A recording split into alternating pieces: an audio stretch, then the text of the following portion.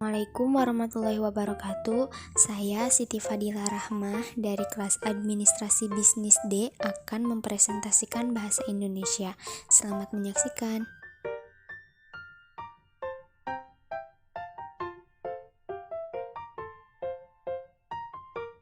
Yang akan kita bahas ada 5 poin. Yang pertama, peralihan Melayu kuno ke Melayu baru. Kedua, peralihan bahasa Melayu ke bahasa Indonesia. Yang ketiga, kedudukan bahasa Indonesia.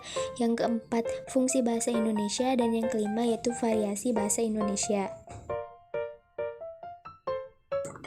Yang pertama yaitu peralihan Melayu kuno ke Melayu baru. Ada 3 poin. Yang pertama, bergantinya aksara Pallawa menjadi aksara Melayu, Arab, atau aksara Jawi. Yang kedua, munculnya cerita rakyat dan karya sastra. Dan yang ketiga, munculnya sastrawan-sastrawan terkemuka. Slide selanjutnya yaitu peralihan bahasa Melayu ke bahasa Indonesia. Raja Ali Haji sebagai pelopor bahasa Melayu tinggi menjadi bahasa Indonesia. Kongres Pemuda 1 pada tanggal 2 Mei 1926, bahasa Melayu berganti nama menjadi bahasa Indonesia.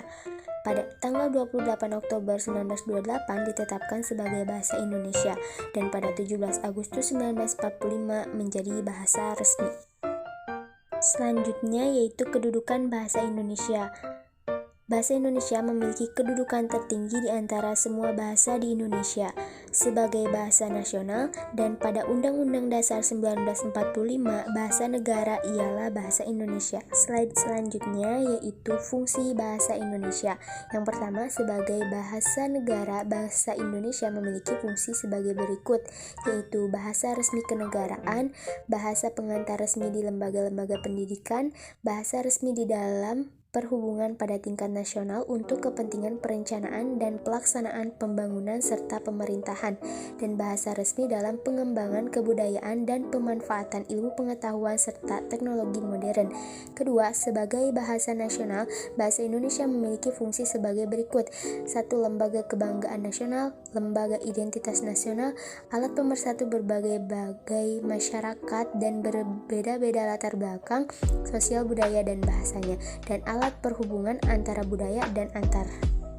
Selanjutnya yaitu variasi bahasa, ada 7.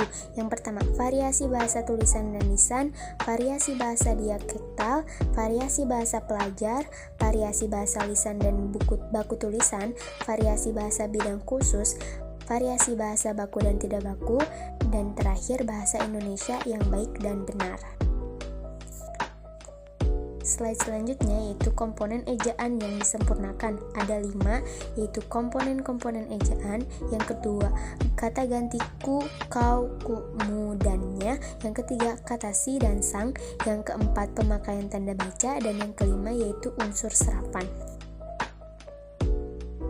Slide selanjutnya yaitu diksi atau pemilihan kata. Di sini ada 5. Yang pertama, keantoniman adalah keadaan terdapatnya dua kata yang berlawanan makna. Melihat dari sifatnya, keantoniman itu dapat hadir dalam berlawanan kebalikan dan berlawanan bertingkat.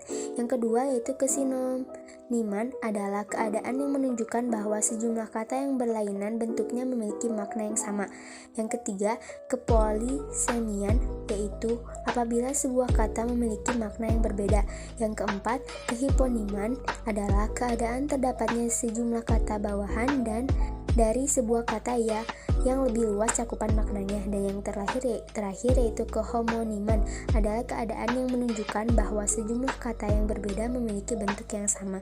Jadi diksi atau pemilihan kata itu ada 5, yaitu keantoniman, kesinoniman, kepolisemian, kehiponiman, dan yang terakhir kehomoniman. Cukup sekian presentasi yang dapat saya sampaikan, kurang lebihnya mohon dimaafkan. Wabillahi taufiq wal hidayah. Wassalamualaikum warahmatullahi wabarakatuh.